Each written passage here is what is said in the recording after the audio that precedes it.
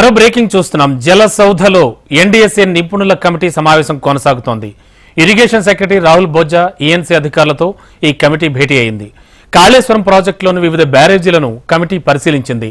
Project పరిశీలనలో తేలిన అంశాలపై అధికారులతో కమిటీ చైర్మన్ చంద్రశేఖర్ అయ్యర్ సమీక్ష నిర్వహిస్తున్నారు. ఇక గతంలో గోదావరి రివర్ మేనేజ్మెంట్ బోర్డులో చంద్రశేఖర్ పనిచేశారు. ఆయనకు గోదావరి బేసిన్ పై పూర్తి అవగాహన ఉంది. వర్షాకాలం ప్రారంభంలోపు తాత్కాలిక మరమ్మతులు చేపట్టి వినియోగంలోకి తేవడంపై అధికారులు చర్చిస్తూ ఉన్నారు. ఇక జలసౌధ వద్ద నుంచి మా కరెస్పాండెంట్ ప్రవీణ్ లైవ్ లో ఉన్నారు. మరింత అదనం సమాచారం అందించడానికి ఇదే అంశంపై ప్రవీణ్, ఏం జరుగుతోంది? ఎన్డీఎస్ఏ అధికారులతో మొత్తం నిపుణుల కమిటీ భేటీ అవుతోంది అంటున్నారు. ఎలాంటి విషయాలు చర్చిస్తున్నారు?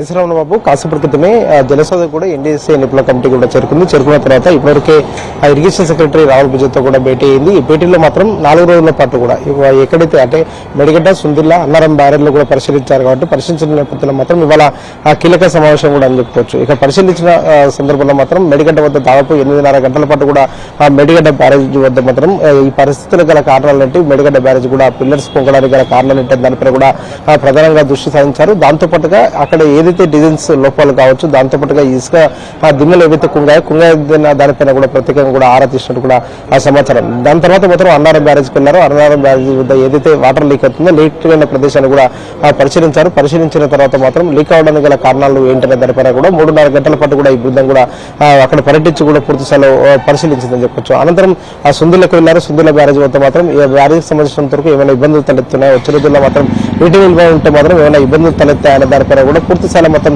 పరిశీలించారు. 3 బ్యారేజీలకు సంబంధించినందుకు ఇప్పటివరకు పరిశీలన పూర్తయింది. కాబట్టి ఇవాళ 4వ రోజు కూడా పర్యటన కొనసాగుతుంది. 4వ రోజు మాత్రం ఇవాళ ఆ జలసౌధలో సమావేశమయ్యారు. ఈ సమావేశం తర్వాత మాత్రం ఢిల్లీకి వెళ్ళబోతున్నారు. అంటే ఇప్పటికే 3 రోజుల పాటు కూడా బ్యారేజ్ల వద్ద పరిశీలించారు కాబట్టి, అక్కడ పర్యటించారు కాబట్టి దీనికి సంబంధించిన రిపోర్టు ఎప్పుడు ఇస్తారన్న దానిపై కూడా ఒక ఆసక్తి అయితే నెలకొన్న సిచ్యువేషన్ కనిపిస్తుంది. ఈ బృంద పర్యటన ముగిసిన తర్వాత ఢిల్లీ వెళ్ళిన తర్వాత దాదాపు 4 నెలల సమయం పట్టే అవకాశం ఉందని చెప్పేసి కూడా ఇప్పటివరకు అధికార వర్గాలు మాత్రం తెలుపుతున్న సిచ్యువేషన్ కనిపిస్తుంది. ఇదే సమయంలో మాత్రం వర్షాకాలం వరకు మాత్రం ఆ రైతాంగాన్ని కావచ్చు, అదేవిధంగా నీటికి ఎక్కడ కూడా ఎలాంటి సమస్యలు లేకుండా కూడా మరమ్మతుల కోసం ఎలాంటి సూచనలు చేస్తారు అనే దానిపైన కూడా ఒక స్పష్టత అయితే రావాల్సి ఉంది. ఈ నీటికి సంబంధించిన మాత్రం ఒక పక్క నీటి నిల్వ చేస్తే మాత్రం బ్యారేజీలు మాత్రం ఉండే అవకాశం లేదు. బ్యారేజీలకు చాలా వరకు కూడా డ్యామేజ్ ఏర్పడే అవకాశం ఉంటుందని చెప్పేసి కూడా ఒక పక్క చర్చ జరుగుతున్న ఆ నేపథ్యంలో ఈ నిపుణుల కమిటీ మాత్రం ఏ విధంగా రిపోర్ట్ ఇవ్వబోతుంది, రిపోర్ట్ ఇచ్చిన తర్వాత మాత్రం బ్యారేజీలకు సంబంధించిన వరకు మాత్రం ఎలాంటి సూచనలు చేయబోతున్నారు, సూచనలు చేసిన తర్వాత మాత్రం ఎలాంటి మరమ్మతులు చేస్తారు, చేసిన తర్వాత అక్కడ ఆ నీటికి సంబంధించిన మాత్రం ఏ విధంగా స్టోరేజ్ చేస్తారనే దానిపైన కూడా ఒక స్పష్టత అయితే